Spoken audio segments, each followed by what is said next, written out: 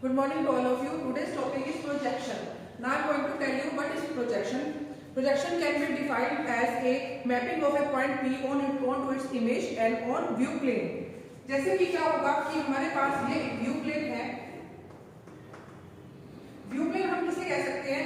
जैसे हम पेंटिंग बनाने के लिए हमें कैनवास की जरूरत पड़ती है जिसके ऊपर हम इमेज बनाते हैं. सिमिलरली व्यू प्लेन हमारे पास यहाँ पे कैनवास का काम करता है और यहाँ पे हमारे पास पॉइंट होगा, कोई भी पॉइंट ऑब्जेक्ट कुछ भी आप कह सकते हो भी, जिसके कोऑर्डिनेट्स है x, y और z. इसकी मैपिंग इसके ऊपर यानी कि ये इसकी इमेज होगी p डैश जिसके कोऑर्डिनेट्स है x dash, y dash, z dash. तो ये जो मैपिंग है इसको हम नाम देते हैं प्रोजेक्शन का, कि इसको हम बोलते हैं प्रोजेक्शन और ये हमारी होती है प्रोजेक्शन लाइन. नेक्स्ट इज कि प्रोजेक्शन जो है उसकी क्लासिफिकेशन यानी कि हम कह सकते हैं उसकी taxonomy of projection. Projection is basically divided into, in this classification, perspective projection and parallel projection. Perspective projection is again classified again in three types: one principal vanishing point, two principal vanishing point, and three principal vanishing point. Similarly, parallel is again classified in these categories, and these are orthographic, oblique. Orthographic is again classified as multi-view, axonometric. Similarly, oblique is classified as cavalier and cabinet. Again, further we have again classification. Multi-view can be defined as top view, front view, side view, and axonometric can be classified again in three parts: isometric, diametric and trimetric. Now let us discuss these categories in detail. First is perspective projection. What is perspective projection? Now in perspective projection, center projection is at finite distance. Here this is 3D plane and here is our view plane, and let us consider there is image and any image A, B object and it's यहाँ पे उसकी image है A dash, B dash. जब हमारा centre projection हमारे finite distance पे हो, जैसा कि इस पिक्चर में है,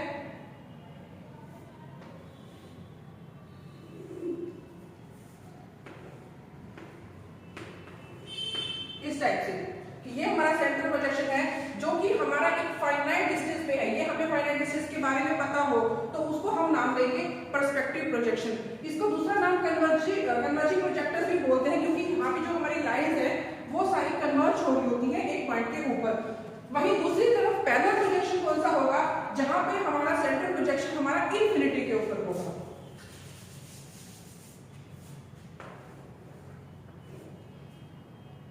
ये हमारा व्यू प्लेन हुआ. यहाँ पे कंसीडर कर लेते हैं ऑब्जेक्ट है ए बी और ये इसकी इमेज है ए dash B dash.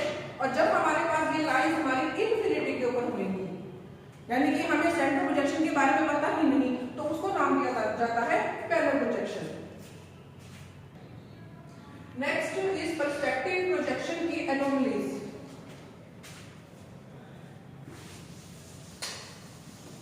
Perspective projection जो है इसके अंदर चार एनोमलीज होंगी. Foreshortening,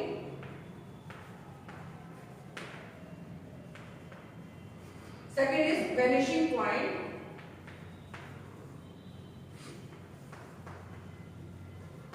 third is view confusion, and last is topological distortion.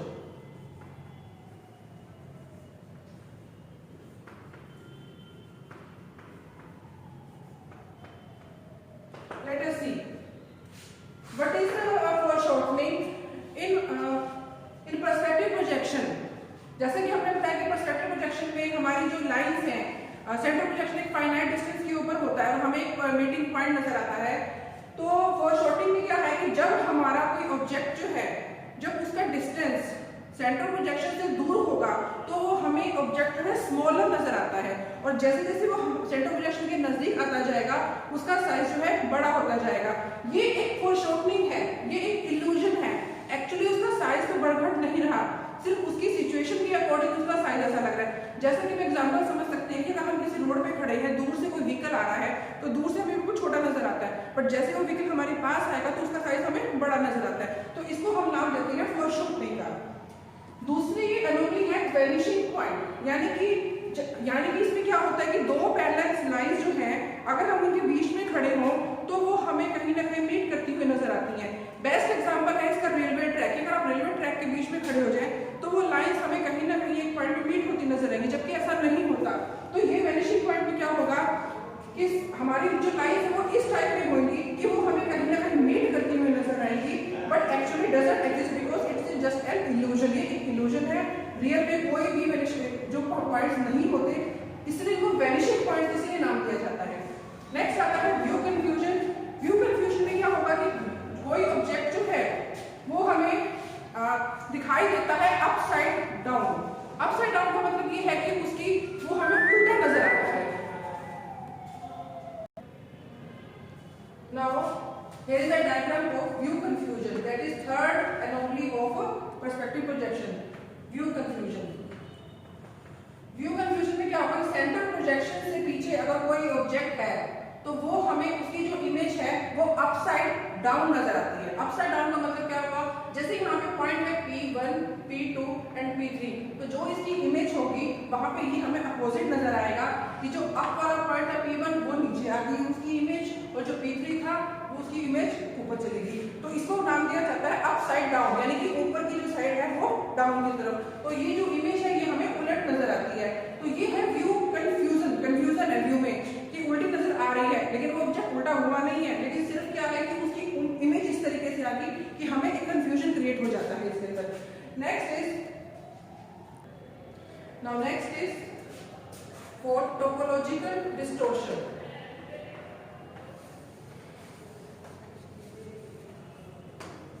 which is fourth anomaly of perspective projection।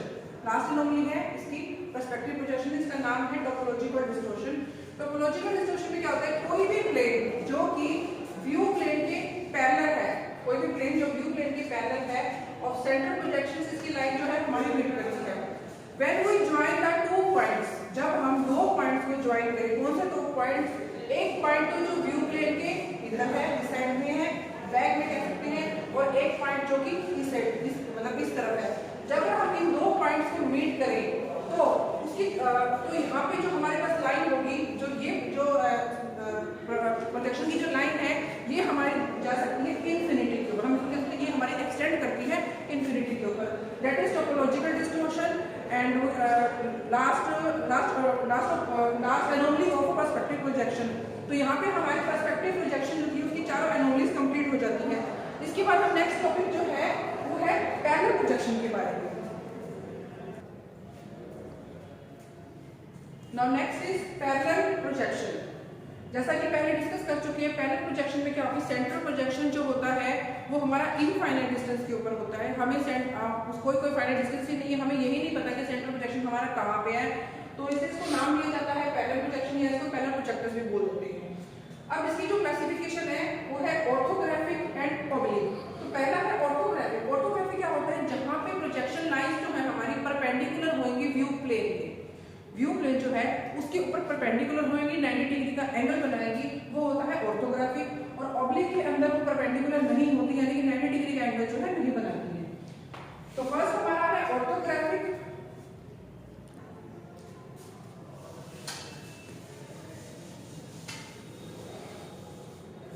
तो ऑर्थोग्राफिक जो है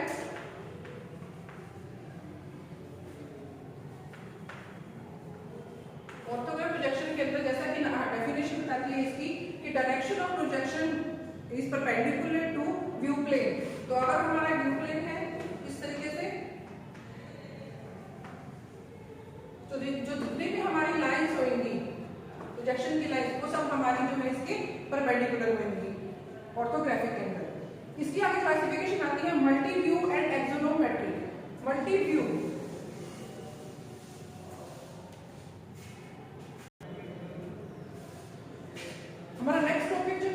मल्टी व्यू के बारे में क्या है कि when view plane is parallel to principal plane, जो व्यू प्लेन है जिसके ऊपर इमेज बनने वाली है, जब वो हमारा प्रिंसिपल प्लेन के पैरेलल होगा।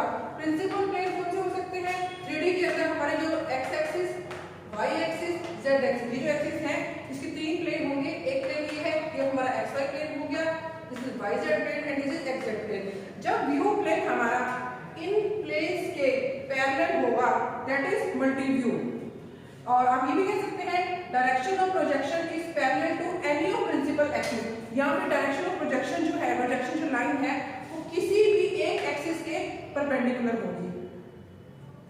Direction of projection parallel to any of axis, या तो ये करें इधर, और view plane is parallel to any of the plane. Multi view के अंदर हमें जो है कोई भी ऑब्जेक्ट है उसके अलग अलग व्यू नजर आते हैं। जैसे हम कोई एग्जांपल ले लेते हैं यहाँ पे एक हट का, कि हमने इस तरीके से कोई हट ले ली,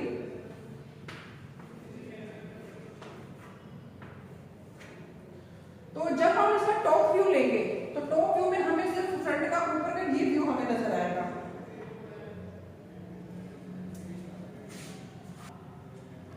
तो हमने ऑब्जेक्ट लिया है, इस टाइप में हट ली है, तो इसके अब हमें जो है ना अलग अलग व्यू देखने हैं। अगर हम इस ऑब्जेक्ट का टॉप व्यू देखें तो टॉप व्यू में हमें सिर्फ ऊपर का ये वाला व्यू नजर आएगा इस तरीके से, ये और ये इस तरीके से, ये हमारा टॉप व्यू बन जाएगा। दूसरा है इसका फ्रंट व्यू। अगर हम फ्रंट व्यू की बात करें तो हमें इस ऑब्जेक्ट का ये फ्रंट व्यू हमारे पास आएगा, और साइड व्यू में ये, तो इस तरीके से। तो ये हमारे मल्टी व्यू जो है उसके 3 अलग अलग व्यू हो। Now axonometric, when the direction of projection are not parallel to any of 3 principal axes or perpendicular to any of 3 principal plane।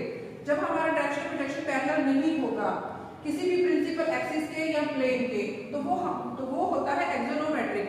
अब वो डायरेक्शन ऑफ प्रोजेक्शन पैरेलल नहीं है तो इट मींस वो कोई ना कोई एंगल बनाएगा। जब पैरेलल नहीं है तो एंगल बनेगा। when it makes equal angle with all 3 principal axes, तो उसको नाम दिया जाता है isometric. when it makes equal angle with any 2 principal axes, उसको नाम दिया जाता है ट्रायमेट्रिक। और when it makes unequal angle with all axes, तो उसको नाम देते हैं हम ट्रायमेट्रिक।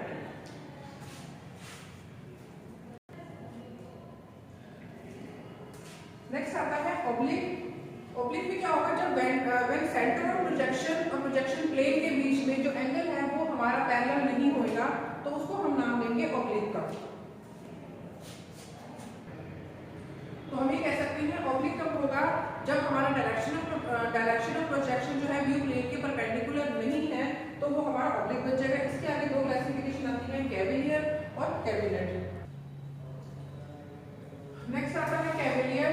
कैविलियर के बारे में क्या है, when direction of projection is so chosen, कि हम डायरेक्शन जो है प्रोजेक्शन की इस तरीके से चूज करते हैं कि that it makes an angle with the projection plane so that line perpendicular to projection plane have the same length as the line itself।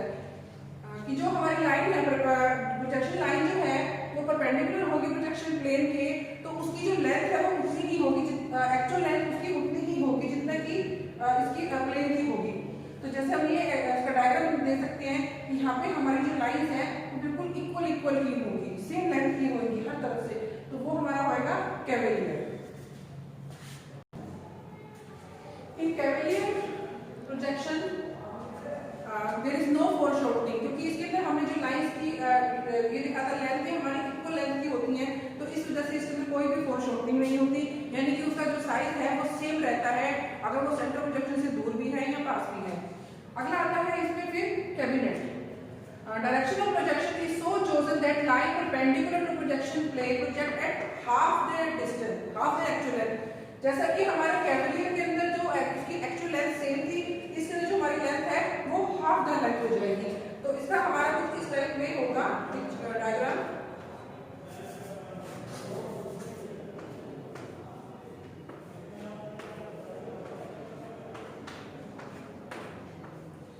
Cavalier के अंदर जो ये लेंथ हमारी इक्वल थी, यहाँ पे हमारी लेंथ जो है हाफ हो जाती है, दिस इज द हाफ। तो ये है हमारा कैविलियर। यहाँ पे हमारा ये टॉपिक कंप्लीट हो जाता है parallel projection. Now the last topic is about perspective projection की जो classification है 1 point, 2 point, 3 point. These are 1 principal vanishing point, 2 principal vanishing point and 3 principal vanishing point. First of all हमें ये पता होना चाहिए कि vanishing point क्या होता है. जैसे इसके एनोमलीज में मैंने आपको vanishing points के बारे में बताया था कि vanishing point क्या होता है कि जब हम जो पैरेलल लाइंस होती हैं वो हमें illusion क्रिएट होता है कि वो किसी एक पॉइंट पे मीट होती हुई नजर आ रही है. तो वो जो पॉइंट है जिसके ऊपर वो मीट करती नजर आ रही है उस पॉइंट को ही हम नाम देते हैं वेनिशिंग पॉइंट का. एक्चुअली वो मीट नहीं कर रही है, वो एक इल्यूजन है, मिथ है, इसीलिए इसका नाम दिया है vanishing point.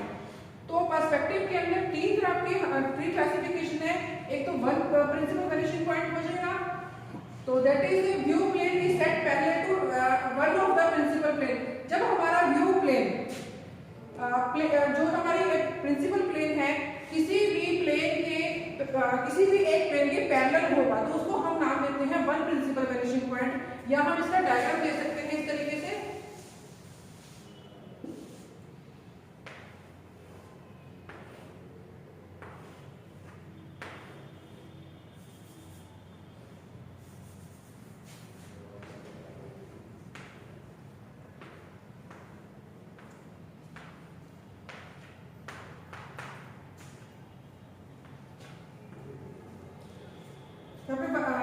One principal vanishing point के अंदर क्या होगा कि जो हमारा ये प्लेन है xy plane, yz plane, xz plane, तो इसके प्लेन के ही पैरेलल होगा किसी भी एक प्लेन के पैरेलल जो होगा तो वो हमारा हो जाएगा वन प्रिंसिपल वेनिशिंग पॉइंट. दूसरा आता है 2 point when view plane is set parallel to principal axis rather than view plane. One principal vanishing point के अंदर हमारा व्यू प्लेन पैरेलल था इन प्लेन्स के प्रिंसिपल प्लेन के पैरेलल था. बट टू वेनिशिंग पॉइंट के अंदर व्यू प्लेन प्लेन की बजाय वो पैरेलल हुए. तो हमने यहाँ पे क्या देखा कि व्यू प्लेन जो है इसके व्यू प्लेन जो है सॉरी जो टू प्रिंसिपल वेनिशिंग पॉइंट है इसके अंदर व्यू प्लेन हमारा पैरेलल होगा प्रिंसिपल एक्सिस के बजाय के प्रिंसिपल प्लेन के. वन प्रिंसिपल वेनिशिंग पॉइंट के अंदर हमारा व्यू प्लेन जो था पैरेलल था प्रिंसिपल प्लेन के. But two principal vanishing point के अंदर व्यू प्लेन हमारा प्लेन के पैरेलल होने की बजाय वो पैरेलल होगा किन्हीं भी प्रिंसिपल एक्सिस के. तो इसका डायग्राम हमारा इस तरीके से बना सकते हैं.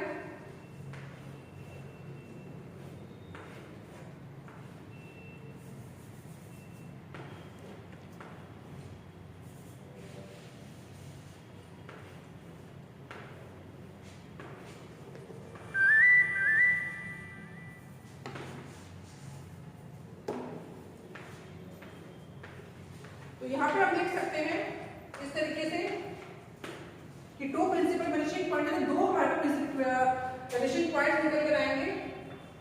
These are two vanishing points P1 and here this is P2 and last is three principal vanishing point when view plane is not parallel to any of major axis. जब हमारा व्यू प्लेन किसी भी principal axis के parallel नहीं होगा तो हमारे पास three principal vanishing points आते हैं.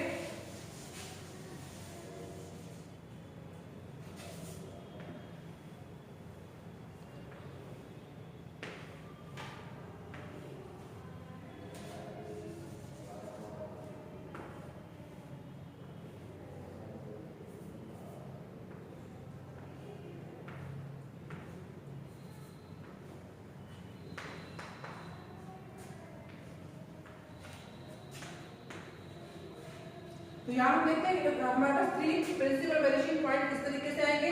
First principle vanishing point is here that is P1.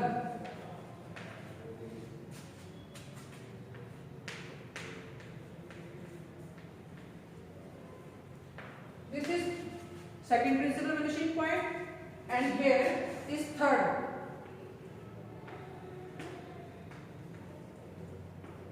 P3. तो थ्री प्रिंसिपल vanishing point में we have 3 points P1, P2 and P3. So here यहाँ पे हमारा ये टॉपिक कंप्लीट हो जाता है। तो अब एक बार हम लास्ट में हम क्या करेंगे, इसकी एक छोटा सा ओवरव्यू देख लेंगे कि जो प्रोजेक्शन है इसको हमने 2 टाइप्स में डिवाइड किया गया, पर्सपेक्टिव, पैरेलल पर्सपेक्टिव जहाँ पे सेंटर प्रोजेक्शन हमारा एक इंफिनिटी के ऊपर होता है और पैरेलल जहाँ पे सेंटर प्रोजेक्शन हमारा इनफाइनाइट डिस्टेंस पे होता है और वहां पे हमारी जो लाइन है वो पैरेलल होती है, इसलिए इसको नाम दिया गया पैरेलल और इसको नाम दिया गया कन्वर्जिंग क्योंकि वो एक पॉइंट पे मीट कर रहे हैं। पर्सपेक्टिव प्रोजेक्शन को जो है आगे 3 क्लासेस में डिवाइड किया गया, 1 पॉइंट, 2 पॉइंट, 3 पॉइंट, यानी कि 1 principal vanishing point, 2 principal vanishing point and 3 principal vanishing point. Similarly जो पैरेलल प्रोजेक्शन है इसके भी हमने क्लासिफिकेशंस देखी थी, ऑर्थोग्राफिक एंड ऑब्लिक। ऑर्थोग्राफी में फर्दर 2 टाइप्स है, multi view, axonometric. Multi view में हमने डायग्राम देखा जिसके अंदर हमने अलग अलग उसके व्यूज हो सकते हैं, कोई भी ऑब्जेक्ट है उसका टॉप व्यू हो जाएगा ऊपर की साइड से, फ्रंट व्यू होगा, साइड व्यू होगा। टॉप व्यू हम जब देख सकते हैं कि अगर हमारी axis x y z axis है, जेड एक्सिस अगर ऊपर की तरफ है तो हम जेड एक्सिस को कंसीडर कर सकते हैं। ऐसे ही साइड व्यू लेंगे तो हम सपोज एक्स एक्सिस की तरफ से ले रहे हैं तो एक्स एक्सिस को कंसीडर करेंगे और वाई है तो वाई एक्सिस की तरफ से कंसीडर करेंगे। नेक्स्ट हमारा जो था एक्सोनोमेट्रिक था जिसके अंदर था आइसोमेट्रिक, डायमेट्रिक, ट्राइमेट्रिक, जहां पे हमारा प्लेन जो है अगर इक्वल एंगल बनता है सबके साथ में तो आइसोमेट्रिक, यदि 2 के साथ बनता है तो डायमेट्रिक और सबके साथ अलग एंगल बनता है तो वो हमारा ट्राइमेट्रिक। और इसके बाद नेक्स्ट था ऑब्लिक यानी कि कैविलियर और कैबिनेट। कैविलियर था जिसके अंदर हमारी भी कोई भी फोरशॉर्टिंग नहीं होती। फोरशॉर्टिंग क्यों नहीं होती? क्योंकि वहां पे हमारी जो लेंथ होती है सभी लाइंस की वो इक्वल होती है और इसके अंदर हमारी जो लेंथ होती है कैबिनेट के अंदर वो हाफ होती है। तो ये था हमारा आज का टॉपिक प्रोजेक्शन। Thank you.